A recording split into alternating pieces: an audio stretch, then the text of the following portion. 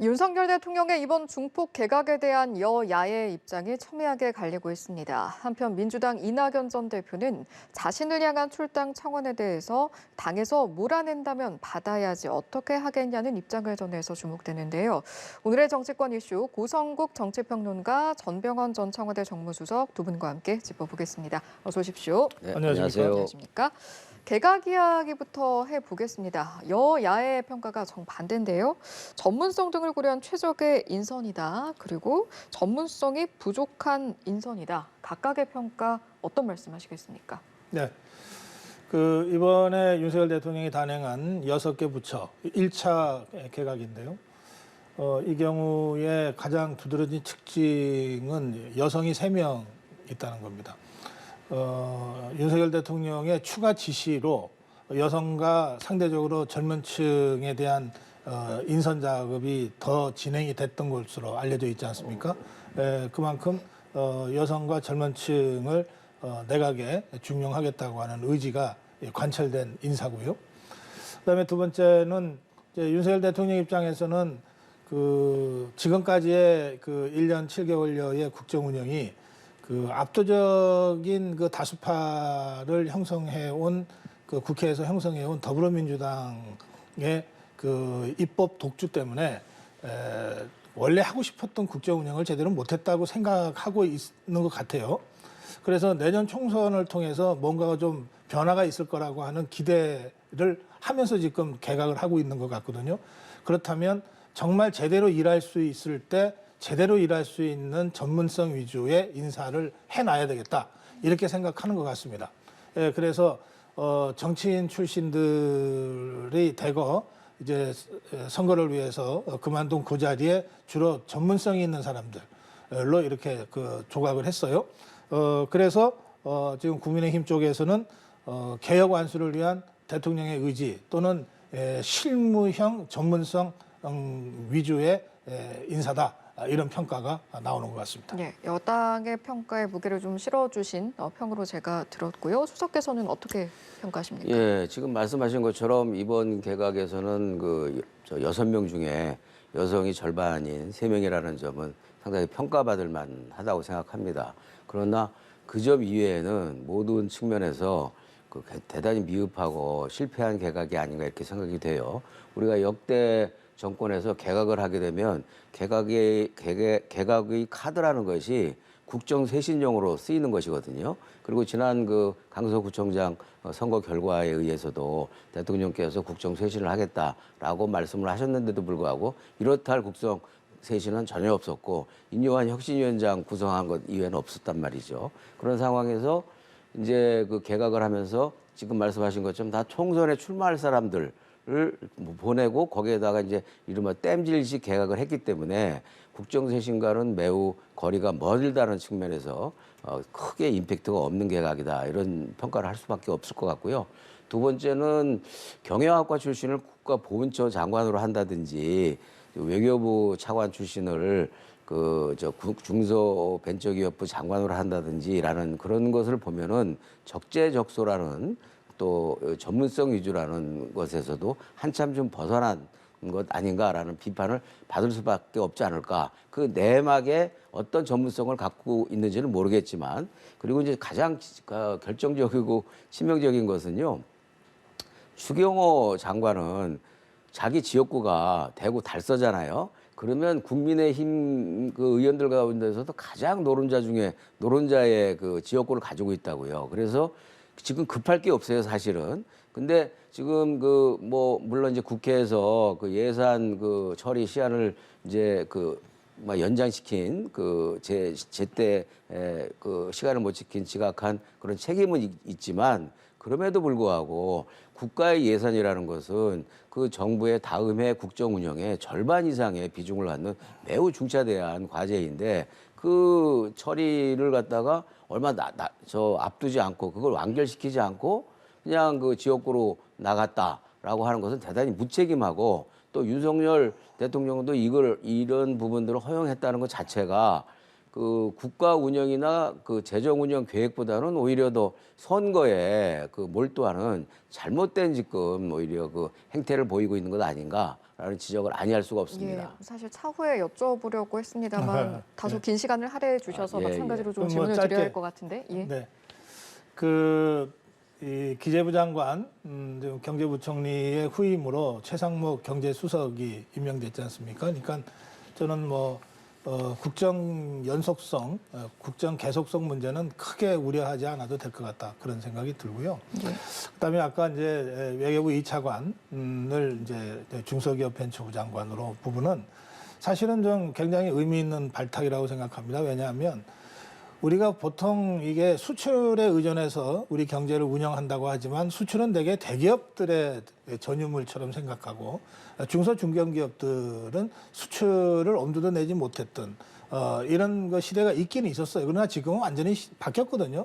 특히 이 소부장 쪽에 우리의 강점과 경쟁력이 많이 지금 확인이 되고 있기 때문에 어떤 면에서는 중소기업의 수출 진흥에 상당히 중요한 좀 국정의 강조점을 줘야 될 시점이기도 한데 이게 외교부가 단순히 그 외교만 하는 게 아니라 국제 통상까지도 함께 지금 살펴보잖아요. 그래서 저는 외교부 경력을 갖고 있는 후보자가 중소기업 벤처부 장관을 하면서 중소벤처 업체들의 글로벌 진출의 물꼬를 제대로 터줄 수만 있다면 굉장히 의미 있는 인사도 될 수 있다 그렇게 생각합니다. 제가 한 가지만 덧붙여서 여쭤보면 이제 교체된 장관들이 모두 출마 대상이라는 네. 부분 그리고 일부 장관들은 임명된 지 1년도 되지 않다 보니 일부 부정적인 시각도 있는데 여기에 대해서는 어떤 의견 가지고 계세요? 이 정치인 출신들은 선거 다가오면은 그 출마를 위해서 당에 돌아가는 건 너무나 자연스럽습니다. 이거는 이번에 윤석열 정부만 그런 게 아니라 역대 모든 정부에서 그걸 그렇게 해왔던 것이고 또 임명을 할 때도 그래서 청문할 때 정치인 출신이 장관으로 지목되면 청문회에서 꼭 물어보잖아요. 선거 때 그러면 어떻게 할 거냐? 그러면 되게 대답을 이제 막 장관을 해야 될 입장이니까 좀 애매모호하게는 하지만 다 돌아간다는 걸 전제로 이렇게 있거든요. 그래서 저는 이 정치인 출신들이 이번에 대거 총선 출마를 해서 돌아가는 건 자연스럽다고 저는 생각합니다. 다만 이게 국정 연속성에 혹시 지장을 주는 건 아니냐. 그래서 아까 저는 전 수석이 제기한 추경호 장관의 문제점은 그건 의미 있다고 보는데 다행히 후임이 사실은 호흡을 맞춘 경제수석이 임명이 됐으니 크게 걱정하지 않아도 되지 않겠느냐.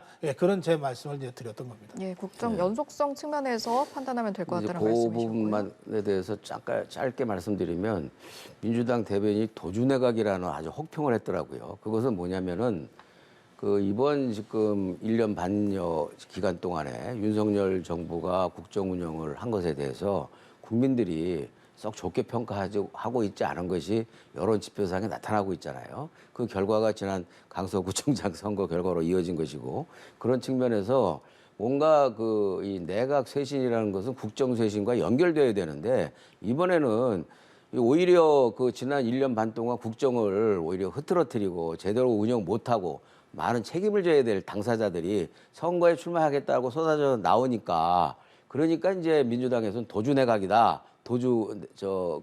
개각이다. 이렇게 얘기를 하고 있는 것 같은데요. 그런 측면에서 국민들이 가장 바랐던 윤석열 대통령이 이번에 지난 보궐선거 이후에 태도의 변화, 국정 운영의 변화를 기대했던 국정 쇄신 의지가 아주 중요한 카드 하나가 또 하나 그냥 의미 없이 소멸돼 버렸다라는 점에 있어서는 매우 안타깝게 생각합니다. 짧게 한 말씀만 안 드릴 수가 없는데 이제 이런 식으로 이제 프레임을 딱 갖다 걸면 이게 도주 개각이다 이래 버리면 진짜 마치 도망간 것처럼 되는데 아니 저는 좀 아쉬운 대목이요. 더불어민주당에서 국정에 책임 있는 야당으로서 새로 지명된 후보들에 대해서 아주 꼼꼼하게 평가를 하고 비판을 하고 전 이런 방식으로 나온다면 그 비판이 아무리 신랄해도 이건 경청해야 된다고 봅니다. 근데 이제 그만두고 나간 사람들의 특징을 모아가지고 도주개각이다 해버리면 사실은 정치적으로 이 문제를 처음부터 프레임 덮어 씌우는 거거든요. 그러니까 앞으로 장관으로 국정을 감당할 6명에 대해서 좀 더 진지하게 들여다볼 그런 제1야당이 됐으면 좋겠어요. 그게 바로 청문회지 않습니까? 청문회 분위기는 어떻게 예상하세요? 글쎄요, 지금 이제 이번 6명의 장관들 같은 경우에는 한 2명 빼놓고는 다 문제가 되지 않을까 이렇게 판단이 되고요. 특히 역량이나 전문성이라는 측면에서. 그래서 하여튼 우리가 뭐 지금 당장에 뭐 취재를 하거나 이렇게 된 상황은 아니니까 청문회를 좀 지켜보도록 하고요. 예. 이번에 이제 또 총선이 얼마 남지 않았기 때문에 의원들도 이제 청문회를 굉장히 이제 꼼꼼하게 이제 점검을 하면서 어느 때보다도 또 치열한 그런 이 청문회가 될 가능성이 높은데 이번에는 또 이제 총선도 앞두고 하니까 그야말로 바람직스럽고 생산적인 청문회, 문제점을 꼭꼭 집어내고 또 시정을 요구하고 정말 안 될 사람들을 발라내는 그런 청문회가 되었으면 좋겠고요. 야당도 예. 그렇게 운영했으면 좋겠습니다. 생산적인 청문회가 됐으면 좋겠다. 일단 당장 야당의 분위기로 봐서는 통과하느냐 아니냐만 보면 그렇게 쉽지는 않아 보인다라는 예. 느낌이 들긴 하는데요. 이게 이제 선거를 앞두고 청문을 해야 될 정부 여당은 늘 부담을 느낄 수밖에 없죠. 그리고 또 야당 입장에서는 뭐 정말 제가 이렇게 표현해서 어떨지 모르겠습니다만 지금 웬 떡이냐 이럴 수 있어요. 예, 그래서 상당히 신랄하게 지금 청문을 준비할 수 있는데 저는 그런 점들을 다 감안해서 적어도 개인적 도덕성이라든지 이런 데에 있어서 국민 눈높이에 맞지 않는 이런 사람들이 지명되지 않도록 상당히 엄격하게 이번에 사전 신원조회 같은 거를 했다고 제가 들었습니다. 예. 물론 6명이 과연 그렇게 국민 눈높이에 맞게 또 국정 수행 능력을 객관적으로 입증할 정도로 능력이 있는지는 이제 청문을 통해서 저희도 사실 궁금해요. 청문을 통해서 이제 지켜봐야 될 부분이고요. 한 가지 정말 제가 말씀드리자면 아까 우리 전 수석도 말씀하셨습니다만 선거를 앞두고 있기 때문에 더욱이나 정쟁적으로 이 문제를 끌고 가고 싶어하는 유혹이 있을 수 있어요. 그런데 정말 선거를 앞두고 있기 때문에 어느 때보다도 좀 성숙된 정말 시시비비를 제대로 가리는 그런 성숙된 청문을 하는 것이 국민들의 지지를 받는데도 더 좋다. 결과적으로 그 말씀 제가 꼭 드리고 싶습니다. 예. 이번 주 중에 2차 개각이 이루어질 것이다. 또 이런 전망도 나오고 있는데 지금 이동관 방통위원장 후임에도 관심이 쏠리고 거론되는 인물들이 이제 2명 정도 있습니다. 김웅일 국민권익위원장, 이상인 현 방통위 부위원장. 어떻게 평가하시겠습니까?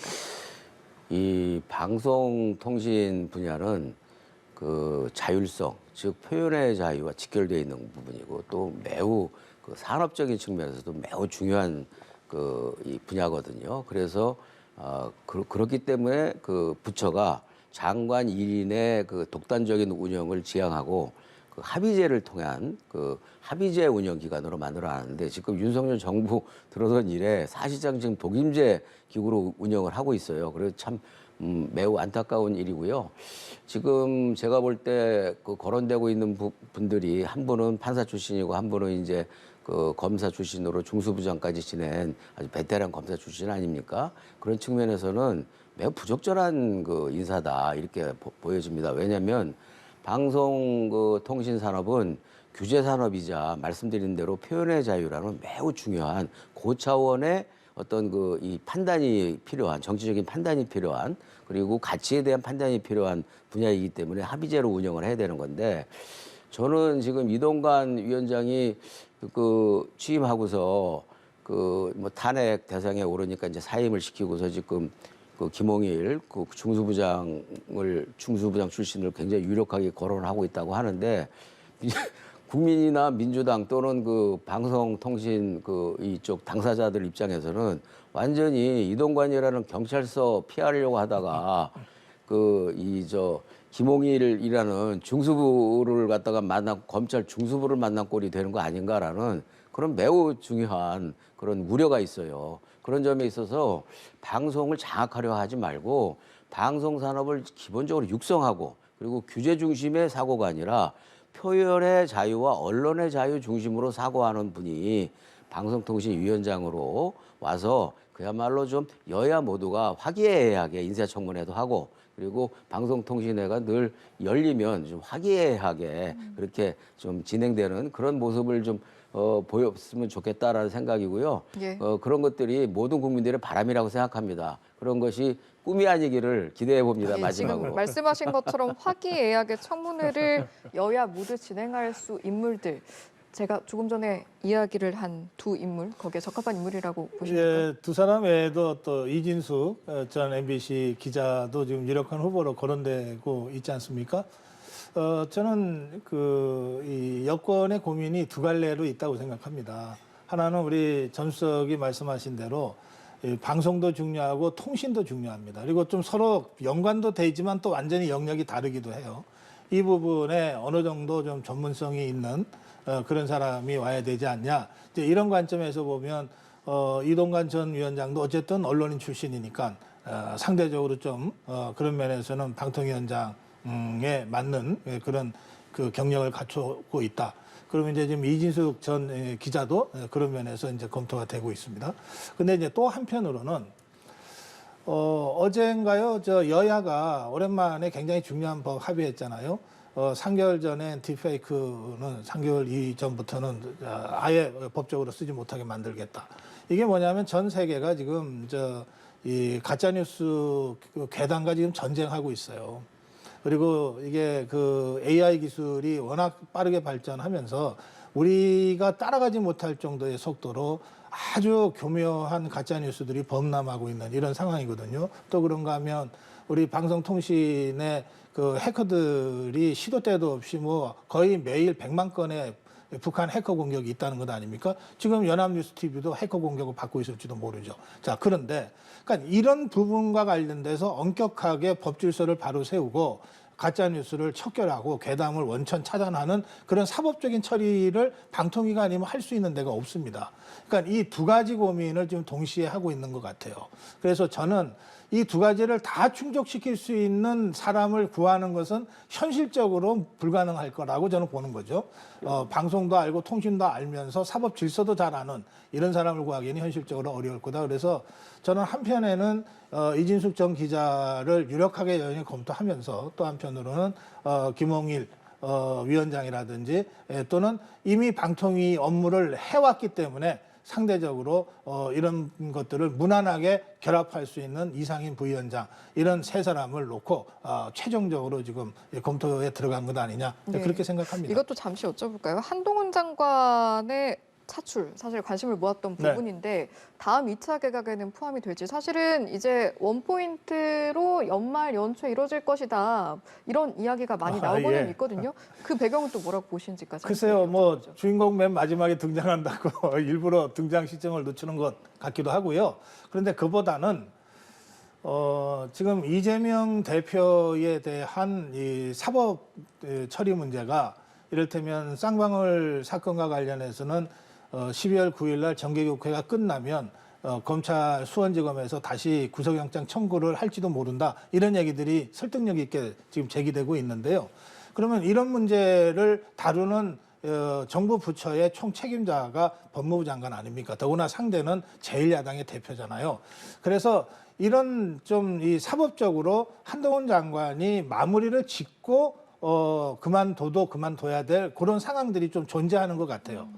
그래서 약간 기술적으로 한두 주 정도 더 늦춰서 12월 말로 생각하고 있는 것 아닐까. 예. 그러니까 1월 11일 이전에만 이제 사퇴를 하면 되는 예. 것이니까요. 그래서 기한돼. 저는 한동훈 장관이 출마하는 것은 기정사실화 됐다고 봅니다.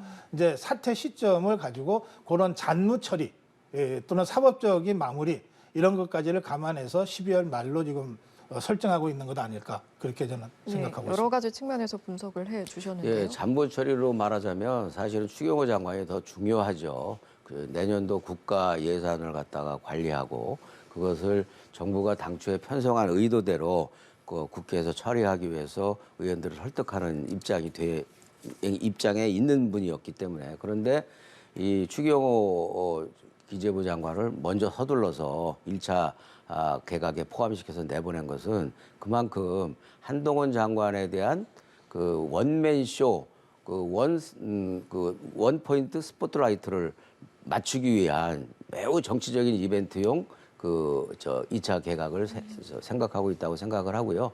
뭐 충분히 그럴 수는 있는데 그럼에도 불구하고 그 정도까지 국가 예산이나 국정 운영보다 내년 총선을 지나치게 너무 의식한다는 것 자체가 비정상이라고 생각하고요. 그런 것들에 대해서 국민이 다 알고 오히려 그 역풍이나 그 부분에 대한 비판이 더 거세질 거라고 생각합니다.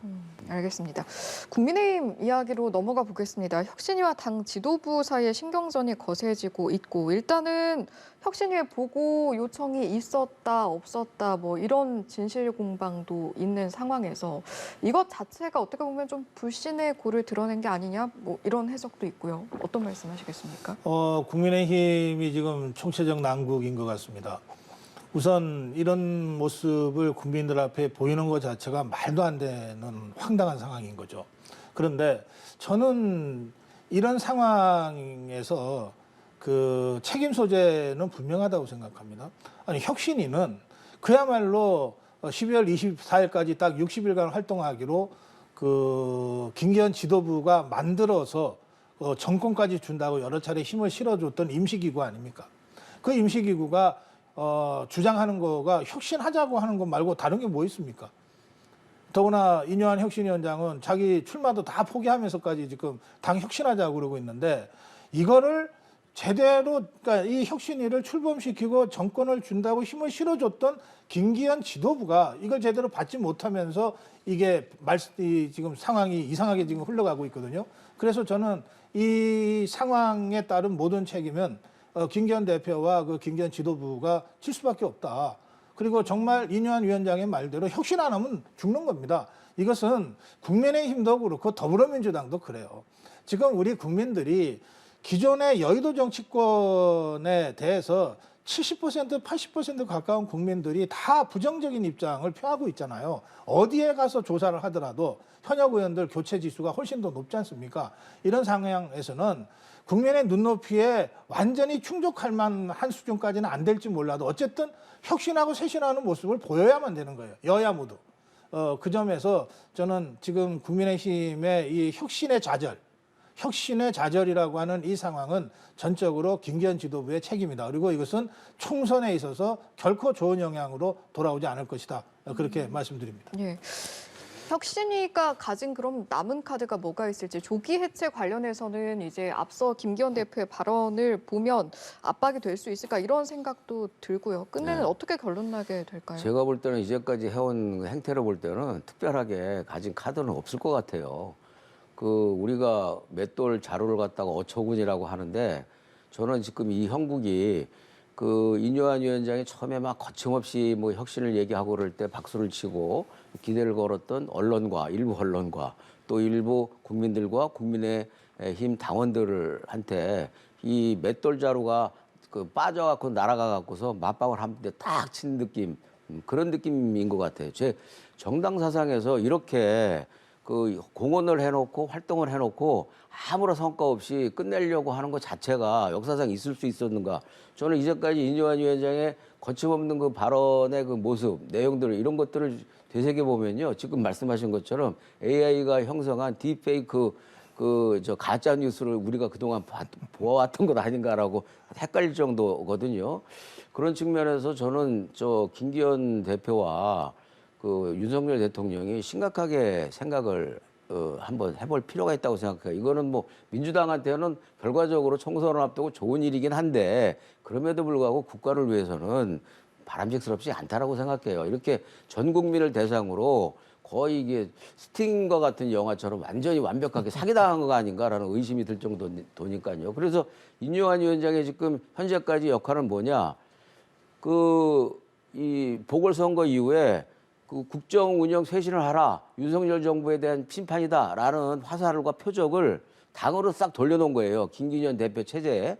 김기현 대표 체제에 대해서는 또 혁신이라는 것이 인적 쇄신이다. 물론 인적 쇄신이 굉장히 중요한 부분인 것은 사실이죠. 그러나 마치 국정 운영 쇄신과 국정 운영 방식을 근본적으로 바꾸는 것이 혁신의 근본적인 원천이었는데 그것을 마치 몇몇 인물의 인적 쇄신이 혁신의 다인 것처럼 이렇게 또 관심과 표적을 돌려놓은 그런 공로인지 말하자면 패착인지 인요한 위원장이 그런 역할을 결과적으로 한 것이고요. 지금 이대로 끝난 다음에 결과적으로 보면은 인요한 위원장은 김기현 체제를 유지시키기 위한 그냥 그 꼭두각시 내지는 광대놀이에 불과하게 된 것이 되기 때문에 저는 인요한 위원장도 매우 그 국민의힘 입장에서는 소중한 자산이라고 생각이 될 텐데 이런 식으로 끝내는 것은 우리 민주당을 소속해 있는 사람으로서도 도저히 납득이 안 가고 이해 불문이에요. 알겠습니다. 그러면 김기현 대표가 그간 혁신위가 수고하셨다라고 했을 때는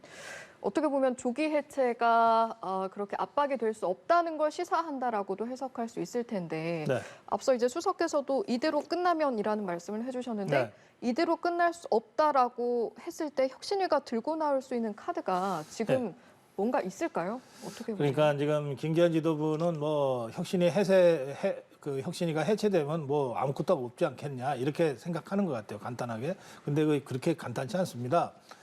지난주인가 그 갤럽의 조사에 보면은요, 인요한 위원장이 긍정이 부정보다 훨씬 더 지지가 많이 나왔어요. 그 조사 기억하시죠?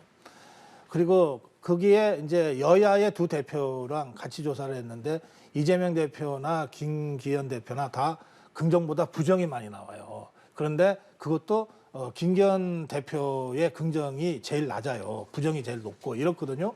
그런데 지금 양상이 부정보다는 긍정이 많은, 그러니까 굉장히 오랜만에 이런 정치인을 우리가 보게 됐습니다.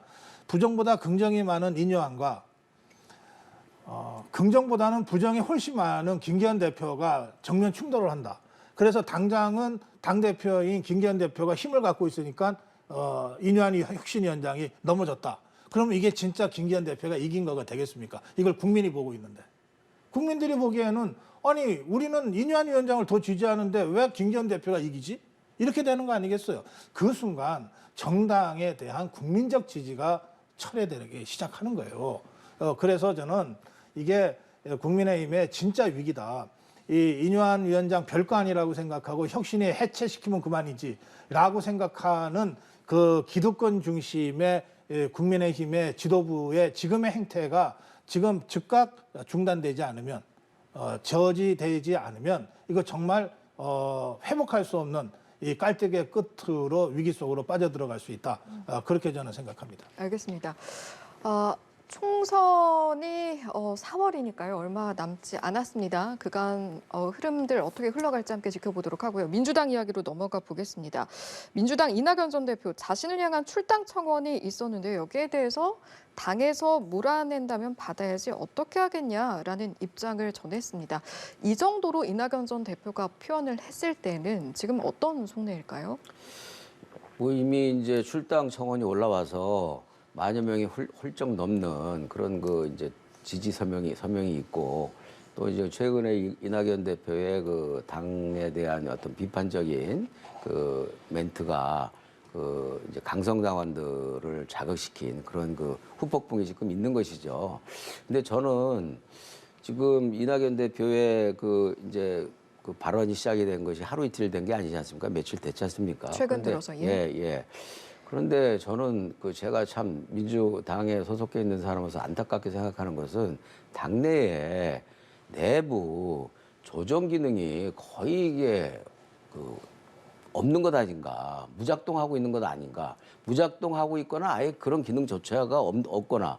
그래서 이재명 대표나 그 이낙연 대표나 과거 그 같은 동지였고 또 그 대선에서 경쟁을 했고 경쟁할 때는 뭐 치열하게 싸우는 거죠. 그러나 또 어찌됐든 뭐 얼마나 성의 있게 그 대선 후에 그 예선 경쟁 후에 대선에서 도왔느냐 덜 도왔느냐 이런 논쟁을 떠나서 어쨌든 서로 힘을 합쳐서 정권을 재창출하기 위해서 노력한 사이이고 그렇다면은 그 두 분 사이에 그리고 당과 이낙연 대표 사이에 뭔가 이렇게 거간 역할을 하고 조정 역할을 할 수 있는 그런 시스템과 네, 그런 홍익표 인물들이 있어야 원내대표가 되는데. 그 두 인물의 만남을 주선할 수 있다라고 네. 이야기를 하긴 했더라고요. 네. 근데 그런 이제 만남 자체도 그 공개적으로 이야기하기 전에 사실은 미리 물밑에서 했어야 한다는 물밑에서 말씀이세요? 작업을 해서 그것이 거의 성사될 무렵에 그것이 수면 위에 나오면서 만나야지 무엇인가 그 어떤 그 만남의 성과나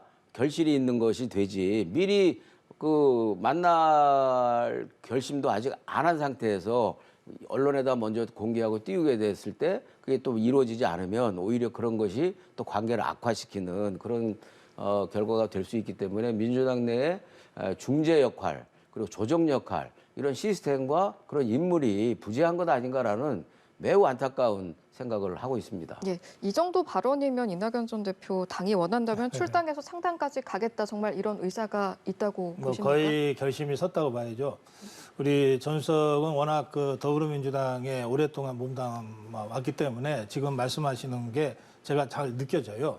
그러니까 이런 어려운 상황에서 바로 그 역할을 했던 게 당의 원로들이거든요. 그리고 지금 당 원로라고 할 수 있는 사람들이 지금도 있어요. 뭐 이를테면 당장 정세균 의장도 있고 뭐 임채정 의장도 있고 다 있잖아요. 김원기 의장도 아직 건재하지 않습니까? 있는데도 이게 작동을 안 하는 거는 뭔가 더불어민주당이 이전에 우리가 알던 민주당과 좀 달라졌다는 겁니다. 그게 뭐냐면 이재명 대표를 강력하게 지지하는 강성 지지층의 존재인 거예요. 네, 이게 그전에는 사실은 김대중 총재 때도 강력한 지지층이 있었지만 김대중 총재가 한마디 하면은 대개 다 제압이 되고 정리가 됐잖아요. 그 이후에 뭐 노무현 때 노사모도 노무현 대통령이 뭐라고 하면 또 어느 정도 이게 통제가 됐어요. 근데 지금은 이 이재명 대표의 강성 지지층은 이재명 대표가 뭐라고 해도 거의 말을 안 듣고 자기들이 생각하는 대로 지금 행동해 버리거든요. 그러니까 굉장히 심각해졌기 때문에 이 더불어민주당의 당 원로들도 함부로 나서기가 어려운 거예요. 언제부터 폭탄 나올지 모르니까. 그리고 가리지 않거든요. 상대가 누군지를. 지금 이제 그런 상태이기 때문에 신중한 걸로 아주 소문난 이낙연 대표가 저 정도 얘기를 할 정도면 이제 거의 마음은 떠났고 뭐 안 되면 결별할 수 있다. 이 정도 결심이 섰다고 저는 생각합니다. 그런데 더불어민주당의 오랜 역사 속에서 보면 총선 전에 싸우다가도 총선 임박하면은 합쳐졌잖아요. 이거 완전히 거꾸로 됐어요. 그러니까 그만큼 지금 비정상적이다. 이 말씀만 드리겠습니다. 알겠습니다. 제가 짧게 예, 한 짧게 말씀하면 부탁드리겠습니다.